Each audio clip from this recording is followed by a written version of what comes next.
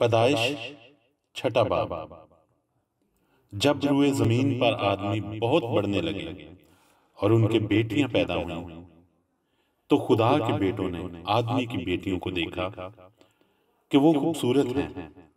اور جن کو انہوں نے چنا ان سے بیاہ کر لیا۔ تب خداوند نے کہا کہ میری روح انسان کے ساتھ ہمیشہ مزاحمت نہ کرتی رہے گی، کیونکہ وہ بھی تو بشر ہے، تو بھی اس کی عمر 120 برس کی ہوگی۔ ان دنوں میں زمین پر جبار تھے، اور بعد میں جب خدا کے بیٹے انسان کی بیٹیوں کے پاس گئے تو ان کے لیے ان سے اولاد ہوئی۔ یہی قدیم زمانے کے سورما ہیں جو بڑے نامور ہوئے۔ اور خداوند نے دیکھا کہ زمین پر انسان کی بدی بہت بڑھ گئی، اور اس کے دل کے تصور اور خیال سدا برے ہی ہوتے ہیں۔ تب خداوند زمین پر انسان کو پیدا کرنے سے ملول ہوا اور دل میں غم کیا، اور خداوند نے کہا کہ میں انسان کو جسے میں نے پیدا کیا روئے زمین پر سے مٹا ڈالوں گا، انسان سے لے کر حیوان اور رینگنے والے جاندار اور ہوا کے پرندوں تک، کیونکہ میں ان کے بنانے سے ملول ہوں۔ مگر نوح خداوند کی نظر میں مقبول ہوا۔ اور نوح کا نسب نامہ یہ ہے: نوح مرد راست باز اور اپنے زمانے کے لوگوں میں بے عیب تھا، اور نوح خدا کے ساتھ ساتھ چلتا رہا، اور اس سے 3 بیٹے سم، حام اور یافت پیدا ہوئے۔ پر زمین خدا کے آگے ناراست ہو گئی تھی اور وہ ظلم سے بھری تھی، اور خدا نے زمین پر نظر کی اور دیکھا کہ وہ ناراست ہو گئی ہے، کیونکہ ہر بشر نے زمین پر اپنا طریقہ بگاڑ لیا تھا۔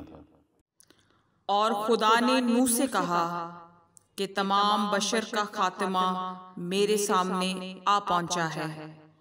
کیونکہ ان کے سبب سے زمین ظلم سے بھر گئی، سو دیکھ میں زمین سمیت ان کو ہلاک کروں گا۔ تو گوپھر کی لکڑی کی ایک کشتی اپنے لیے بنا، اس کشتی میں کوٹھریاں تیار کرنا، اور اس کے اندر اور باہر رال لگانا، اور ایسا کرنا کہ کشتی کی لمبائی 300 ہاتھ، اس کی چوڑائی 50 ہاتھ اور اس کی اونچائی 30 ہاتھ ہو، اور اس کشتی میں ایک روشن دان بنانا، اور اوپر سے ہاتھ بھر چھوڑ کر اسے ختم کر دینا، اور اس کشتی کا دروازہ اس کے پہلو میں رکھنا، اور اس میں 3 درجے بنانا، نچلا، دوسرا اور تیسرا۔ اور دیکھ میں خود زمین پر پانی کا طوفان لانے والا ہوں، تاکہ ہر بشر کو جس میں زندگی کا دم ہے دنیا سے ہلاک کر ڈالوں، اور سب جو زمین پر ہیں مر جائیں گے۔ پر تیرے ساتھ میں اپنا عہد قائم کروں گا، اور تو کشتی میں جانا، تو اور تیرے ساتھ تیرے بیٹے اور تیری بیوی اور تیرے بیٹوں کی بیویاں، اور جانوروں کی ہر قسم میں سے 2 اپنے ساتھ کشتی میں لے لینا، کہ وہ تیرے ساتھ جیتے بچیں، وہ نر و مادہ ہوں، اور پرندوں کی ہر قسم میں سے اور چرندوں کی ہر قسم میں سے اور زمین پر رینگنے والوں کی ہر قسم میں سے 2 تیرے پاس آئیں، تاکہ وہ جیتے بچیں، اور تو ہر طرح کی کھانے کی چیز لے کر اپنے پاس جمع کر لینا، کیونکہ یہی تیرے اور ان کے کھانے کے لیے ہوگا۔ اور نوح نے یوں ہی کیا، جیسا خدا نے اسے حکم دیا تھا ویسا ہی عمل کیا۔